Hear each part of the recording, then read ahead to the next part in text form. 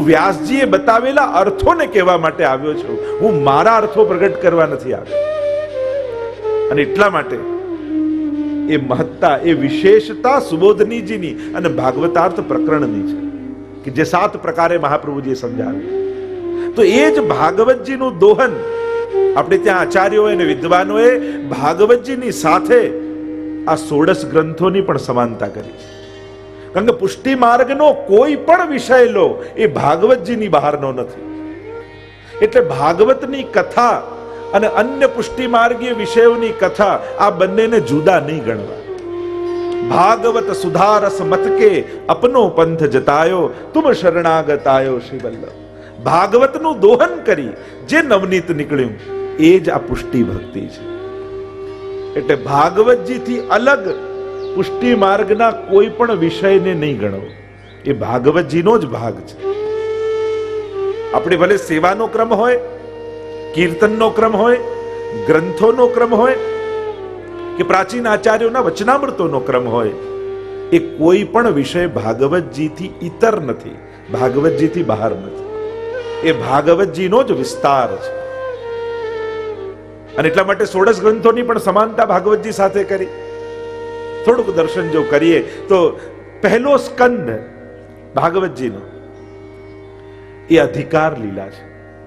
થોડોક અલ્પ પરિચય ભાગવતજી અને 16 ગ્રંથની સમાનતાનો લઈએ તો પહેલો સ્કંદ એટલે અધિકાર લીલા. એમાં વક્તા અને શ્રોતાના લક્ષણો બતાવ્યા.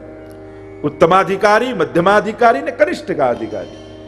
3 પ્રકારના અધિકારીઓની ચર્ચા થઈ, જેમાં આવ્યા સુખદેવજી ને પરીક્ષિત મહારાજ, વ્યાસજી અને નારદજી, અને સુતજી અને સૌનકજી. તો આ અધિકાર ચર્ચા. તો પ્રથમ સ્કંદની સમાનતા થાય પંચપદ્યાની અને જલભેદ સાથે. 16 ગ્રંથમાંના રહેલા આ 2 ગ્રંથો, પંચપદ્યાનીમાં શ્રોતાના લક્ષણ બતાવ્યા મહાપ્રભુજીએ અને જલભેદમાં વક્તાના લક્ષણ બતાવ્યા. કે જે અધિકારની ચર્ચા પ્રથમ સ્કંદમાં ભાગવતજીમાં છે એની સમાનતા આ 2 ગ્રંથો સાથે કરી શકાય. ભાગવતજીનો બીજો સ્કંદ એ સાધન લીલા છે. સાધન લીલામાં તત્વધ્યાનમ, ઋત પ્રસાદ અને મનન પ્રકરણ, આ 3 પ્રકરણ મહાપ્રભુજીએ બતાવ્યા. તો એની સમાનતા કરી શ્રી યમનાષ્ટક સાથે. શ્રી યમુનાજીમાં જે મમ મન સુખમ ભાવય, મનને સુખ થાય એવું કરનારા શ્રી યમુનાજી છે. સાધન લીલા, કારણ કે ભક્તિ માર્ગમાં, પુષ્ટિ માર્ગમાં બીજા કયા સાધન? આપણે ત્યાં તો આશ્રય જ સાધન છે. શ્રી વલ્લભનો આશ્રય કરીએ, શ્રી યમુનાજીનો આશ્રય કરીએ, અને એ પોતે જે જીવ પોતે સાધન નથી કરી શકતો, કાલ, કર્મ અને સ્વભાવનું અતિક્રમણ કરી અને આપણા કરવાના સાધનો પ્રભુ પોતે કરી લે, એનું નામ જ પુષ્ટિ છે. આને જ કહેવાય પુષ્ટિ માર્ગ. ગોકુલનાથજીના પ્રસંગમાં આવે છે ને કે એકવાર ગોકુલનાથજી માળા ફેરવતા હતા, ત્યારે વૈષ્ણવે આવીને કહ્યું કે જયરાજ, આપ તો પૂર્ણ પુરુષોત્તમ છો, આપ કેમ માળા ફેરવો છો? ત્યારે આપ શ્રી આજ્ઞા કરી કે તું નથી ફેરવી શકતો એટલે હું ફેરવું છું. તને સેવક કર્યો છે, શિષ્ય કર્યો છે, શરણે લીધો છે, અને તું સાધન નથી કરી શકતો એટલે તારા બદલે સાધન હું કરી લઉં છું. આને કહેવાય પુષ્ટિ, આને કહેવાય અનુગ્રહ. એટલે ભાગવતજીનો દ્વિતીય સ્કંદ એ સાધન લીલા. અને આપણું સાધન કયું? તો કે શ્રી યમુનાજી. શ્રી યમુનાજીનું નામ, યમુનાજીનો આશ્રય, યમુનાજીએ આપેલી ભક્તિ, એ જ આપણું સાધન છે. તૃતીય સ્કંદ સર્ગ લીલા. 2 પ્રકારનું સર્જન કહ્યું, બંધ સૃષ્ટિ અને મુક્ત સૃષ્ટિ. બંને પ્રકારના સર્ગની ચર્ચા થઈ. તો 16 ગ્રંથમાં પુષ્ટિ પ્રવાહ મર્યાદા ભેદ નામનો જે ગ્રંથ છે, પુષ્ટિ પ્રવાહ મર્યાદા, જેમાં 3 પ્રકારના જીવોની ચર્ચા કરી છે, એની સમાનતા તૃતીય સ્કંદ સાથે થાય. કારણ કે ત્યાં મહાપ્રભુજી સમજાવશે જ્યારે ગ્રંથ આવશે ત્યારે કે પ્રવાહી જીવ પ્રગટ થયા, જે સંસારમાં રત છે, સંસાર ચલાવનારા છે. મર્યાદા માર્ગી જીવો પ્રગટ થયા, જે પ્રભુની વાણીમાંથી પ્રગટ થયા અને જે ધર્મના નિયમો પાળનારા છે, વ્રત તીર્થાદિ કરનારા, સાધન કરનારા જીવો છે. અને પુષ્ટિ કાયેન નિશ્ચય, પુષ્ટિ જીવો પ્રગટ કર્યા, જેને વિશુદ્ધ ભગવત સેવામાં આસક્તિ છે. તો આ 3 પ્રકારના સૃષ્ટિનું સર્જન, એમાં બંધ સૃષ્ટિ અને મુક્ત સૃષ્ટિ. પ્રવાહી સૃષ્ટિ છે, બંધ સૃષ્ટિ છે, અને જે પુષ્ટિ અને મર્યાદા જીવો છે મુક્ત સૃષ્ટિ. તો તૃતીય સ્કંદની સમાનતા પુષ્ટિ પ્રવાહ મર્યાદા વેદ નામના ગ્રંથે કરી. ચોથો સ્કંદ એ વિસર્ગ લીલા છે, અને વિસર્ગ લીલામાં 4 પ્રકરણ ભાગવતજીમાં મહાપ્રભુજીએ સમજાવ્યા. ધર્મ, અર્થ, કામ અને મોક્ષ 4 પુરુષાર્થ પ્રકરણ બતાવ્યા. ભાગવતજીનું જ્યારે દર્શન કરીએ મહાપ્રભુજીના મતે તો 4 પ્રકરણ વિસર્ગ લીલામાં મળે. ધર્મ, અર્થ, કામ અને મોક્ષ. અને બાલબોધ નામના ગ્રંથની સમાનતા આ ચતુર્થ સ્કંદ સાથે થાય, કારણ કે બાલબોધમાં મહાપ્રભુજીએ ધર્મ, અર્થ, કામ અને મોક્ષ આ 4 મર્યાદા માર્ગી જીવોના કયા 4 પુરુષાર્થ છે અને ક્યાંથી એને પ્રાપ્ત થાય છે એનું વિશ્લેષણ મહાપ્રભુજીએ બાલબોધમાં કર્યું છે. અને એટલા માટે ચોથા સ્કંદની સમાનતા આ બાલબોધ સાથે કરી શકાય. પંચમ સ્કંદ એ સ્થાન લીલા છે. અત્ર સર્ગો વિસર્ગશ્ચ સ્થાનમ પોષણમૂતય મનવંતરેશાનુ કથા નિરોધો મુક્તિરાશ્રય. આ દશવિધ લીલાઓ ભાગવતજીમાં છે. પંચમ સ્કંદ એ સ્થાન લીલા, અને સ્થાન લીલામાં દેશ, કાલ, રૂપ, પ્રાકૃત પદાર્થો અને આનું વર્ણન કાલ આદિનું આવ્યું કે વિપરીત કાલમાં કેવા કાલ ગણનાનો પ્રસંગ આવ્યો. અને પંચમ સ્કંદમાં જેમ ભરતજી આદિને બોધ કરવામાં આવ્યો છે, પોતાને આત્મચિંતન થયું કે અરે મારું મન ભગવાનને છોડી, ભરતજીનું આખ્યાન આવે છે પંચમ સ્કંદમાં કે મારું મન ભગવાનને છોડી અને હરણમાં ગયું, હવે મન ક્યાંય ફસાવા નહીં દો. એને આત્મચિંતન થયું, અને એટલા માટે પંચમ સ્કંદની સમાનતા એ અંતઃકરણ પ્રબોધ સાથે કરી. કારણ કે મહાપ્રભુજી અંતઃકરણ પ્રબોધ નામનો ગ્રંથ રચ્યો કે જ્યારે 2 આજ્ઞા ઠાકોરજીની થઈ ગઈ કે હે શ્રી વલ્લભ, આપનો વિરહ હવે મારાથી સહન થતો નથી, આપ નિત્ય લીલામાં પધારો. અને મહાપ્રભુજીને ગ્લાનિ થઈ કે ભગવદ આજ્ઞા મેં ન માની.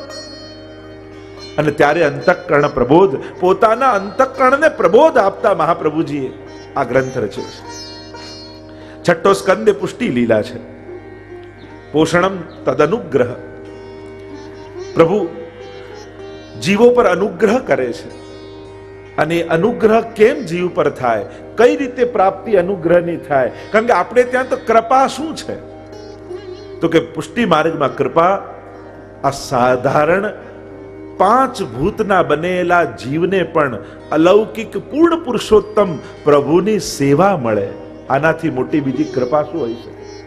અને સેવા દ્વારા જ કૃપાની પ્રાપ્તિ છે. અને એટલા માટે ષષ્ઠ સ્કંદની સમાનતા 2 ગ્રંથો સાથે થાય. એક છે સિદ્ધાંત મુક્તાવલી અને બીજો છે ભક્તિ વર્ધિની. કારણ કે ભક્તિની વર્ધિની થાય અને ત્યારે ભક્તિની પ્રાપ્તિ એ જ કૃપા દ્વારા સિદ્ધ થતી હોય છે. અને એટલા માટે આ 2 ગ્રંથ સાથે સમાનતા કરી. અને સમાનતાનું ઘણું વિસ્તાર કરી શકાય, પણ હમણાં પછી સમય એમાં ઘણો જતો રહે અને આપણા ગ્રંથો આપણે વિસ્તાર ન કરી શકીએ, એટલે હું સંક્ષિપ્તમાં સમજાવું છું. 7મો સ્કંદ એટલે ઉતિ લીલા. ઉતિવત કર્મ વાસના, સદવાસના અને અસદવાસના. સપ્તમ સ્કંદમાં વિસ્તારથી ચર્ચા મહાપ્રભુજીએ કરી. 2 પ્રકારની વાસનાઓ છે. આ કર્મ વાસનાનો પ્રસંગ એ સપ્તમ સ્કંદ કહેવાય છે. અને એટલા માટે એ વાસનાઓથી મુક્તિ કેમ થાય, તો એની સમાનતા કરી વિવેક ધૈર્યાશ્રય નામના ગ્રંથ સાથે. 7મો સ્કંદ એ વિવેક ધૈર્યાશ્રયની સમાનતા કરી શકાય. 8મો સ્કંદ એ મનવંતર લીલા છે. અને મનવંતર લીલા એટલે સદ્ધર્મ, જેમાં સદ્ધર્મનું વર્ણન છે.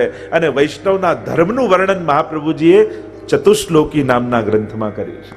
સર્વદા સર્વભાવેન ભજનીયો વ્રજાધિપ સ્વસ્યાયમેવ ધર્મો હિ નાન્યક્વાપી કદાચન. આ જ વૈષ્ણવનો પરમ ધર્મ છે, એ જ સદ્ધર્મ વૈષ્ણવનો છે. એટલે અષ્ટમ સ્કંદ એ સદ્ધર્મ, ચતુશ્લોકી સાથે સમાનતા કરી. 9મો સ્કંદ એ ઈશાનું કથા, ભક્તોના ચરિત્ર આવ્યા અને ભક્તોના દુઃખનું નિવારણ અને સુખની પ્રાપ્તિ કેમ થાય એની ચર્ચા કરી છે.